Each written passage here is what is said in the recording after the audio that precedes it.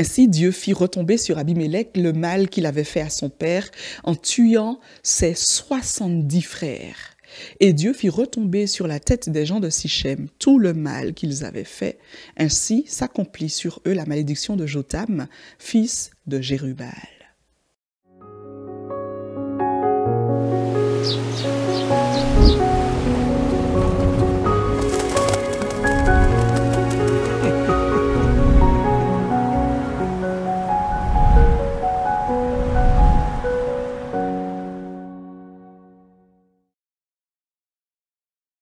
Bonjour, cher ami.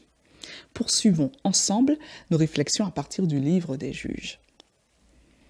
Parfois, lorsque je regarde le comportement de certaines personnes, je suis abasourdi.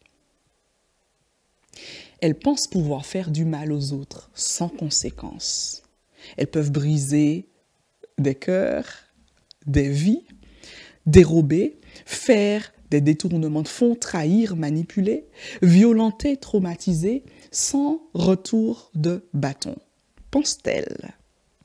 En réalité, Dieu ne prend jamais le coupable pour innocent, nous rappelle le livre des Nombres 14, versets 18 à 20. Et avant longtemps, l'on finit toujours par récolter ce que l'on a semé.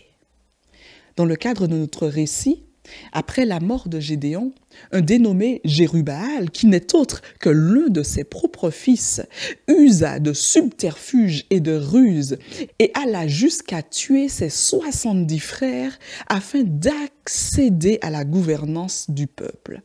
Il fut prince pendant 3 ans sans en être inquiété. Mais Dieu ne dort pas.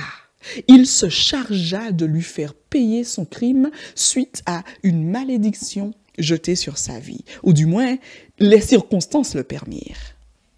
Notre réflexion de ce matin nous rappelle combien il est important de faire attention à ce que nous faisons et disons aux autres.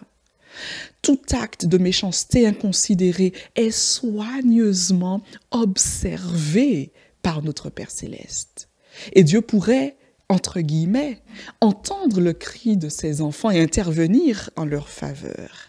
Alors toi qui m'écoutes, si tu es de ceux qui détruisent les autres, quand feras-tu le choix de la justice? Attention, Dieu pourrait croiser ta route.